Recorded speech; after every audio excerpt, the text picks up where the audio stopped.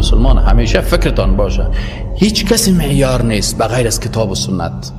هیچ عالم گپش اساس قبولی ندارم ولو هر کسی که باشه که مخالف قرآن و سنت باشه. اساس دین ما چی هست؟ قرآن است. اساس دین ما سنت است و رسول الله صلی الله علیه و سلم بر ما چی رو ترک کردن؟ کتاب الله و سنتی. گفت ما بر شما دو چیز ترک کردم و گفت که در فرقه های زیاد پیدا میشن و این گروه ها و فرقه ها که زیاد پیدا میشن کلش در دوزخ میرن. اصحاب پرسان کردن که یا رسول الله خیلی نجات در چی هست؟ خیلی فرقه ناجیه کی هست؟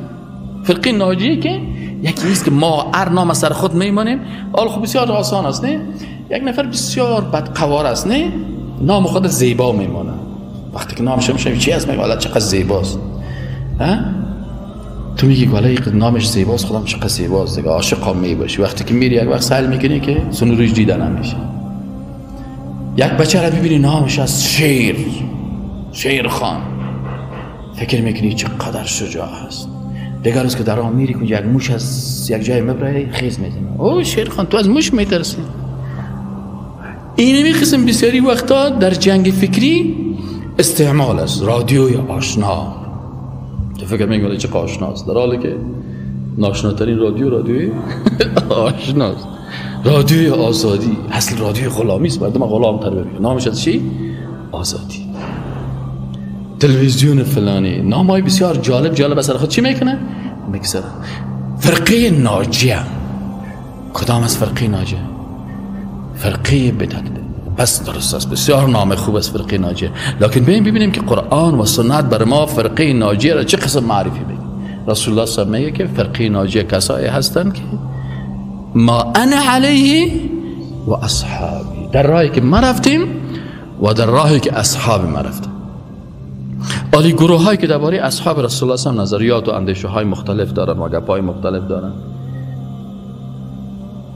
ما و شما هم روز در تلویزیون ها میبینیم در رادیوها میشنویم در اخبار نوشته شده کتاب ها را میخوانیم با صراحت مثلا یک صحابی را بدگویی میکنن. بالاخره انسان جوان هم یک استاد ما حیران هستیم چطور کنیم فلانی اتو میگه به خاطر جوان خودش اصلا نتانسته که منهج فکری خود در روشی که باید بر زندگی خود بر فکر خود اختیار بکنن او رو نفع اختیار نکرده. هر فلانی مولوی رو گرفتم فلانی پیر گرفتم فلانی شیخ گرفتم فلانی استاد گرفتم فلانی رهبر حزب گرفتم فلانی رهبر تنظیم گرفتم خودش در بیراه قرار گرفته. اما اگر رهبر فکری خود رسول الله صلی الله علیه و سلم قرار میداد و کتاب فکری خود قرآن و سنت قرار میداد هیچ وقت مشکل برش پیدا نمیشد. خدا کنه که 1000 عالم و 1000 کتاب درباره یک موضوع بحث بکنن این خلاص قرآن و سنت که در مقابلش گذاشته شد کل مشکلش حل میکنه. اول در مقابل تمام این طوفان ها قرآن و سنت برای ما چی میگن؟ الله میگه محمد رسول الله والذین معه اشداء علی الكفار رحماء بینهم. وقتی که رحماء بینهم گفتن معنیش است که هر قصه و هر روایتی که دلالت به این میکنه که اصحاب رسول الله صلی الله علیه و در بین هم دشمنی داشتن باید این قصه و این روایت چی کنیم؟ این رو باید اسوپرتیم. اونا دشمنی بین هم نداشتن.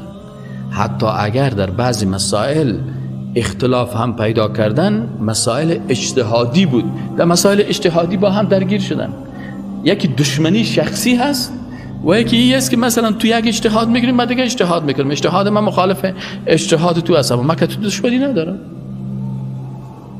در یک موضوع اجتهاد میکنیم اجتهاد تو یک قسم است از من دیگه قسم است. تو میگی والا ما دعوت ما از طریق قضیه است که باید مستقیما بریم در مساجد دعوت بکنیم. من میگم نه صاحب دعوت ما این است که در استودیو بشی کلیپ جور کو در اینترنت پرت کل دنیا چی میکنه میشنوه. خب تو میری شخصا در یک مسجد برای مردم دعوت میکنی و من از طریق اینترنت و کلیپ مردم دعوت میکنم. این اجتهاد من است و اجتهاد تو نظریات اختلاف پیدا کرد اما ما نه دشمن تو هستم نه تو دشمن من هستی که من در خانه تو بیایم ترکت لغت بزنم و خانم ترکت لغت بزنم و دروازه خانه تا بشکنم این باز درست نیست.